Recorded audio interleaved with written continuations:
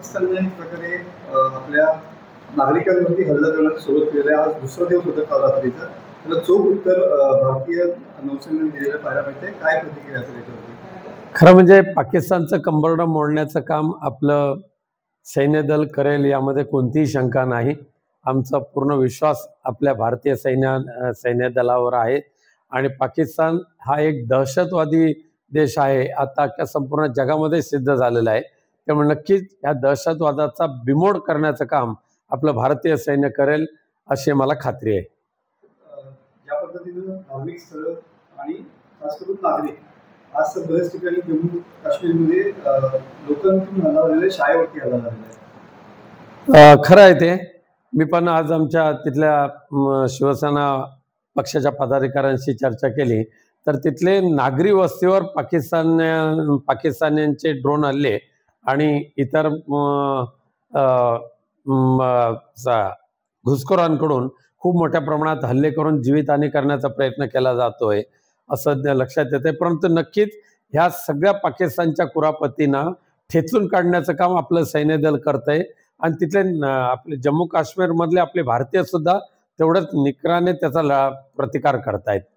पण ज्या पद्धतीने त्याने एका इंग्रजी माध्यमाच्या शाळेवर हल्ला करून तिथल्या विद्यार्थ्यांना जखमी केल्याचं ऐकिवात आलेलं आहे, हा अत्यंत निंदनीय आणि भ्याड हल्ला आहे आणि नक्कीच त्याचा बदला घेतला जाईल. अनेक ठिकाणी रात्री आपण ब्लॅकआउट करतो आहे. भारत सरकार सुद्धा या सगळ्या प्रयत्नामध्ये यशस्वी होताना पाहायला मिळते. कसं बघता याच्याकडे? पाकिस्तानच्या विरुद्ध लढत असताना आम्ही संपूर्ण भारतीय किंबहुना शिवसेना उद्धव बाळासाहेब ठाकरे पक्षासहित संपूर्ण भारतीय हे माननीय पंतप्रधानांच्या पाठीशी खंबीरपणे उभे आहोतच. पण कोणत्या परिस्थितीत यावेळेला आपल्या देशातील मनुष्यहानी जास्त होऊ न देता पाकिस्तानचा दहशतवादी कंबरड मोडून काढण्याचं काम सैन्य दलाच्या माध्यमातून केलं जावं अशी सर्व भारतीयांची इच्छा आहे. स्वर्गीय बाळासाहेब ठाकरेंची इच्छा होती की पाक व्याप्त काश्मीर जो आहे तो भारतानं आपल्याकडे परत घ्यावा. या युद्धामुळं ही आशा पल्लवी परिस्थिती वाटते तुम्हाला?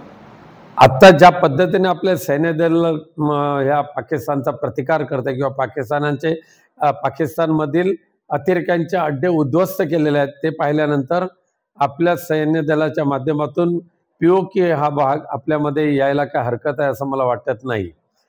एक नक्की ह्या युद्धामध्ये पाकिस्तानचे तुकडे तुकडे होतील अशी शक्यता दिसून येते. तिकडे बलुचिस्तान उभं राहिलेलं आहे, इकडे POK ताब्यात घेण्याचा प्रयत्न होईल आणि शिल्लक राहिलेला जो काय अतिरेक्यांचा पाकिस्तान हा पूर्णपणे नकाशावर नष्ट होईल असं मला वाटतं. काल नौसेनेच्या प्रेस कॉन्फरन्समध्ये असं सांगितलं गेलं, भारतीय सेनेच्या प्रेस कॉन्फरन्समध्ये असं सांगितलं गेलं की विमान उड्डाणांच्या आडून नागरी विमानांच्या उड्डाणांच्या आडून हा हल्ला केला जातोय. एक प्रकारे भारताला रोखण्यासाठी अशा पद्धतीची रणनीती पाकिस्तान वापरताना पाहायला मिळते. रेडीचा डाव युद्धामध्ये सुद्धा रेडीचा डाव खेळण्यामध्ये पाकिस्तान अग्रेसर आहे.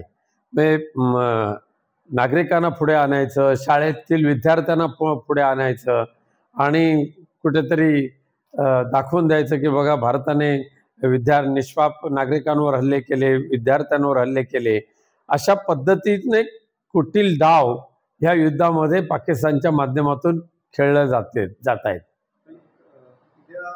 छत्रपती शिवाजी महाराजांच्या पुतळ्याचं अनावरण या ठिकाणी होताना पाहायला मिळत आहे. नवीन पुतळ्याचं कसं बघताय? मुख्यमंत्री स्वतः या कार्यक्रमाला उपस्थित राहत आहे. नाही, राजकोट येथे करोडो रुपये खर्च करून उभ्या केलेल्या छत्रपती शिवाजी महाराजांच्या पुतळ्याबद्दल आम्हाला अभिमान तर आहेच.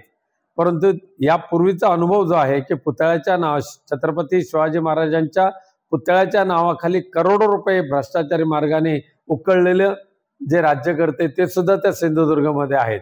छत्रपती शिवाजी महाराज त्यांना माफ मात्र कधी करणार नाही.